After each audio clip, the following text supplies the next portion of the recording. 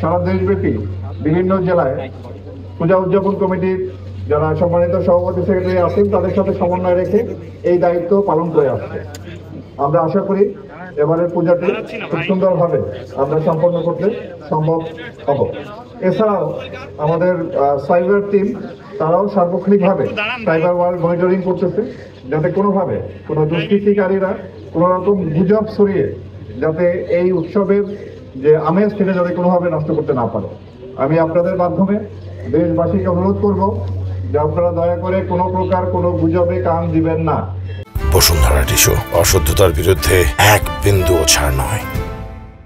যদি সোশ্যাল মিডিয়ায় কোনো ধরনের কোনো খবর আসে সেটি অন্তত যাচাই করার মতো সময় আমাদেরকে দিবেন।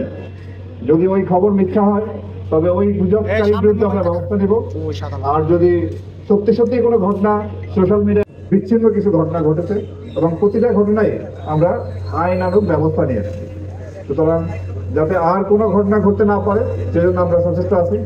আমি পূজা উদযাপন কমিটির সমস্ত মণ্ডপের সভাপতি সেক্রেটারি সহ যারা আছেন তাদেরকে অনুরোধ করব আপনারা সার্বক্ষণিকভাবে ভলান্টিয়ার রাখবেন, দিন রাত 24 ঘন্টায় যাতে এই ভলান্টিয়াররা সেখানে কর্মরত থাকে।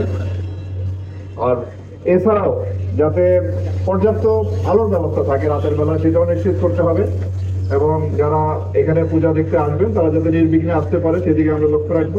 বিশেষ করে মা বোনরা এবং ছোট ছোট শিশুরাও প্রচুর সংখ্যায় এরা পূজা মণ্ডপে আসে, সুতরাং যাতে কোনো রকম কোনো ইফটিজিং বা এই ধরনের ঘটনা ঘটতে না পারে সেজন্য কিন্তু আমরা সর্বাত্মকভাবে সচেষ্ট আছি।